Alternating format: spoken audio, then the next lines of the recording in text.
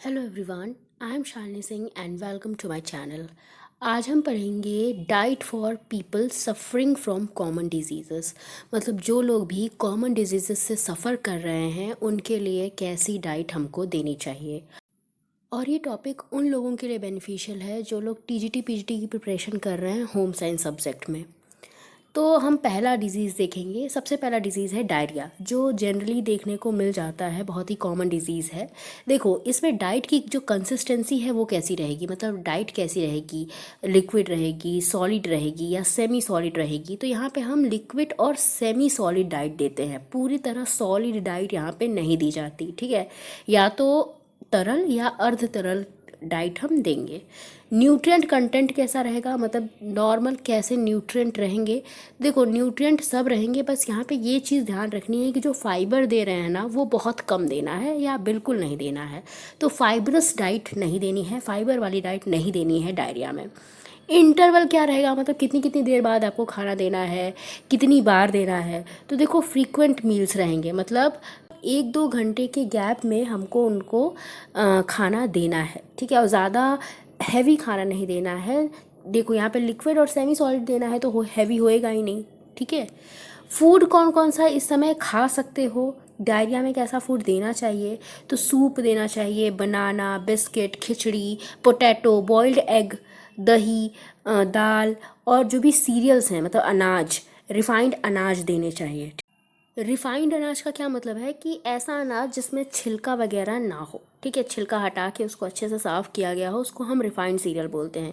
क्योंकि छिलका अगर दोगे तो फाइबर जाएगा और फाइबर हमें देना नहीं है। फूड जो अवॉइड करने हैं, जो नहीं खाने, तो देखो होल सीरियल्स नहीं खाने, मतलब जो खड़े अनाज होते हैं ना, साबुत अनाज, छिलके वाले अनाज, वो नहीं खाने। खड़ी दालें नहीं खानी, मतलब छिलके वाली दालें नहीं खानी है। मिर्च मसाला नहीं खाना है, फ्राइड खाना नहीं खाना, अमरूद भी नहीं खाना है। और ऐसे फ्रूट जो स्किन के साथ होते हैं, मतलब अगर फ्रूट देना ही है तो छिलका उतार के दो। जो पत्तेदार सब्जियां हैं वो भी नहीं खानी, पेस्ट्री वगैरह नहीं खाना, दूध से बनी चीज़ें या दूध भी नहीं देना चाहिए डायरिया की सिचुएशन में।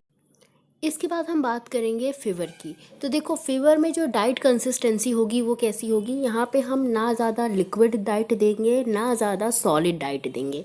यहाँ पे हम अर्ध तरल खाना देंगे, ठीक है, मतलब सेमी सॉलिड डाइट देंगे। न्यूट्रिएंट कंटेंट कैसा रहेगा, यहाँ पे कैलोरी भी हाई देनी है, प्रोटीन भी हाई देनी है, क्योंकि फ़ीवर में कैलोरी और प्रोटीन की डिमांड बॉडी को बढ़ जाती है।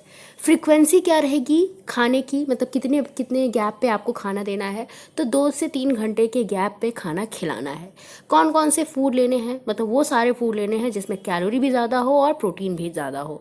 तो जो भी मांस है, दूध है, ऐसे प्रोडक्ट हमको लेने हैं, ठीक है। मांस से बने प्रोडक्ट, दूध या दूध से बने प्रोडक्ट, खीर, लस्सी, दलिया, सूप, ये सब हमको लेना है। जूसेस भी लेने हैं, ठीक है।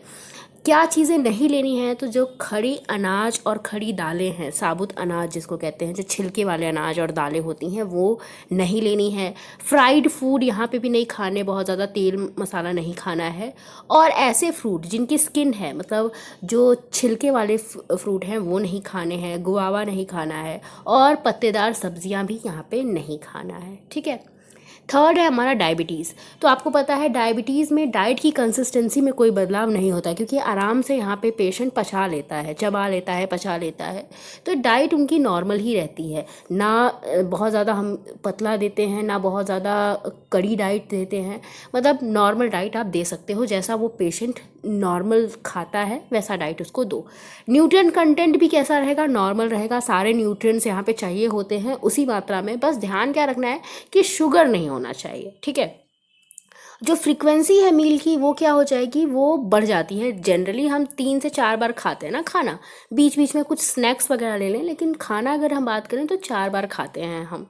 लेकिन जो डायबिटिक है, जो डायबिटीज़ का पेशेंट है, उसको 6 बार खाना देना है। और ये चीज़ ध्यान रखनी है कि खाने का फिक्स्ड टाइम होना चाहिए। अगर इंसान 8 बजे सुबह नाश्ता कर रहा है तो उसको 8 बजे सुबह रोज़ देना पड़ेगा नाश्ता। तो एकदम फिक्स टाइम पे नाश्ता या खाना जो भी है, सारा मील फिक्स टाइम पे दिया जाएगा। और दिन में कितनी बार दिया जाएगा, 6 बार, ठीक है। और वो भी बिना शुगर वाला, सारे न्यूट्रिएंट देने हैं, बस शुगर नहीं देना है। फूड कौन सा लेना चाहिए, तो वेजिटेबल, रोटी, दाल, मिल्क, कर्ड, फ्रूट, एग, ये सब खाना चाहिए। कौन से फूड अवॉइड करने हैं तो मीठी चीज़ें अवॉइड करनी हैं, जैसे sugar, sweet, Honey, jam, jellies, cake, pastry, जो भी स्वीटेंड फ्रूट्स होते हैं, मतलब ऐसे फ्रूट जो कि स्वीटेंड हो, मतलब जो बहुत ज़्यादा मीठे हों, वो नहीं लेना। कोल्ड ड्रिंक्स वगैरह नहीं देने। टीन फूड नहीं देना। टीन फूड मतलब जो डिब्बे में होते हैं ना, टीन के डिब्बे में फूड, वो नहीं देने हैं, ठीक है। इसके बाद नेक्स्ट है हाइपरटेंशन। तो हाइपरटेंशन में भी जो डाइट की कंसिस्टेंसी है ना, वो वैसी की वैसी रहेगी। हमको कोई बदलाव नहीं करना है। जैसा खाना व्यक्ति खाता है, सॉलिड हो, सेमी सॉलिड हो, लिक्विड हो, वैसा ही वो खाएगा। हमें कोई बदलाव अलग से नहीं करना है। न्यूट्रिएंट कंटेंट कैसा होगा, यहाँ पे कैलोरी भी कम देनी है, कोलेस्ट्रॉल भी कम देना है और सॉल्ट भी कम देना है, ठीक है। हाइपरटेंशन की सिचुएशन में मतलब बीपी क्या है, बढ़ रहा है ना, तो उस समय कम नमक देना होता है, कैलोरी भी कम और कोलेस्ट्रॉल भी कम। इंटरवल क्या रहेगा, मतलब कितनी बार आप खाना दोगे, तो जो नॉर्मल खाना खाता है व्यक्ति उतना ही खाएगा। अगर व्यक्ति 4-5 बार खाता है तो 4-5 बार खाएगा। इसमें हम कोई बदलाव इस रोग की स्थिति में नहीं करेंगे। फूड जो खाने हैं तो यहाँ पे नॉर्मल रोटी, दाल, वेजिटेबल, मिल्क, फ्रूट सब खा सकते हो।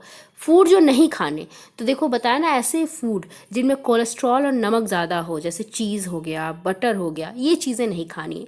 अचार, पापड़, चटनी, सॉस, एग योक, ये सब चीज़ें नहीं खानी है, ठीक है।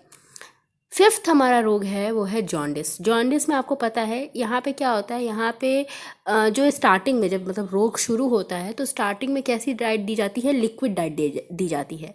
फिर धीरे धीरे नॉर्मल डाइट की तरफ हम बढ़ते हैं। लिक्विड डाइट से धीरे धीरे जब रोगी ठीक होने लगता है तो नॉर्मल डाइट की तरफ हम जाते हैं। जो न्यूट्रिएंट कंटेंट कैसा रहेगा, देखो सारे न्यूट्रिएंट्स यहाँ पे देने हैं, बस फैट जो है वो कैसा देना है, कम देना है या बिल्कुल भी नहीं देना है। इंटरवल क्या रहेगा खाने का, कितनी बार खाना खाना है, यहाँ पे 1-2 घंटे के गैप पे रोगी को खाना देते रहना है। क्यों? क्योंकि खाना बहुत जल्दी पच रहा है, फैट हम बहुत कम दे रहे हैं, तो फैट ही नहीं है तो खाना बहुत तेज़ी से पचने लगता है और इंसान उतना एक बार में खा भी नहीं पाता ज़्यादा। तो इसी वजह से 1-2 घंटे के गैप पे कुछ ना कुछ देते रहना है जॉन्डिस के रोगी को। फूड कौन कौन सा खाना है, कौन कौन सा देना चाहिए, रोटी, सब्जी, दाल, स्किम्ड मिल्क, फ्रूट, शुगर, ये सब देना है।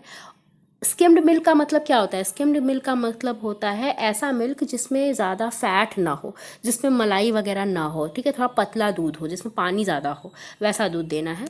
फूड कौन सा अवॉइड करना है, तो यहाँ पे जितने भी फ्राइड फूड है, जैसे पूड़ी, पकौड़ा, समोसा, ये सब क्या करना है, अवॉइड करना है। फिर आता है कॉन्स्टिपेशन। कॉन्स्टिपेशन यानी कि कब्ज़। कब्ज़ में देखो डाइट की कंसिस्टेंसी में कोई बदलाव नहीं होगा। जैसी डाइट दे रहे हो, जैसा डाइट नॉर्मल व्यक्ति खाता रहता है वैसा ही वो खाएगा। चाहे लिक्विड दे दो, सॉलिड दे दो, सेमी सॉलिड दे दो, मतलब वो सब खा सकता है, कोई दिक्कत नहीं है। न्यूट्रिएंट कंटेंट की बात करें तो यहाँ पे हाई फाइबर देना है, क्योंकि कॉन्स्टिपेशन में ज़्यादा फाइबर दिया जाता है, ठीक है, ताकि स्टूल अच्छे से निकल पाए। और उसके बाद जो लॉट्स ऑफ वाटर यहाँ पे पीने को कहा जाता है, कि मतलब बहुत ज़्यादा पानी पिए और हाई फाइबर ले। इससे क्या होगा, कॉन्स्टिपेशन की जो प्रॉब्लम है वो सॉल्व होगी। इंटरवल और फ्रीक्वेंसी क्या रहेगी, नो चेंज, मतलब यहाँ पे कोई भी बदलाव नहीं आएगा। खाना जैसा 3-4 बार व्यक्ति खाता है वैसा ही वो खाएगा। इस कोई भी बदलाव आपको नहीं करना है। ये नहीं कि जल्दी जल्दी देना है या कुछ ऐसा नहीं है यहाँ पे। फूड कौन कौन से खाने हैं, आटा विथ हस्क, मतलब जो चोकर वाला आटा होता है वो खाना है। होल पल्सेस, मतलब यहाँ पे साबुत दालें, साबुत अनाज खाने हैं, छिलका लेना है। क्यों? क्योंकि यहाँ पे फाइबर चाहिए, तो छिलके वाली चीज़ें लेनी है। हरी पत्तेदार सब्जियाँ लेनी है, गुआवा लेना है, क्योंकि इन सब से क्या मिलेगा, बहुत ज़्यादा अमाउंट में फाइबर मिलेगा। कौन से फूड अवॉइड करने हैं, तो बहुत जो रिफाइंड फूड होते हैं ना, जैसे मैदा हो गया, सूजी हो गया, जो कि बहुत महीन होता है, उनको अवॉइड करना है, क्योंकि वो कॉन्स्टिपेशन को और ज़्यादा क्या कर देगा, बढ़ा देगा। और राइस भी जो बहुत ज़्यादा रिफाइंड राइस होता है, जो बहुत साफ़ सफाई के बाद आता है, वैसा राइस नहीं खाना है। कैंडीज़, ब्रेड, मैदा, ये सब नहीं खाना है, क्योंकि इससे क्या होगा, इससे कॉन्स्टिपेशन की प्रॉब्लम और ज़्यादा बढ़ जाएगी। तो जितना भी आप मोटा अनाज दे सकते हो फाइबर वाला, उतना यहाँ पे देना चाहिए, ठीक है। आई होप आपको ये चीज़ें समझ में आई होगी। तो 6 डिजीज़ की बात हमने की, जो कि जनरली होती रहती है लोगों को। इनके रोगी आपको देखने को मिल जाते हैं लगभग हर घरों में। तो ये डाइट यहाँ पे आपको बताई गई है, और यहाँ से क्वेश्चन भी पूछा जाता है। न्यूट्रिएंट कंटेंट पे तो ज़्यादातर क्वेश्चन पूछा जाता है कि कब हाई फाइबर देना है, कब लो फाइबर देना है, कब लो सॉल्ट देना है, लो कोलेस्ट्रॉल देना है, ऐसे क्वेश्चन पूछे जाते हैं। तो आई होप आपको ये चीज़ें समझ में आई होंगी। वीडियो अच्छा लगा हो तो लाइक कर देना, शेयर कर देना और चैनल को सब्सक्राइब कर देना। Thank you for watching.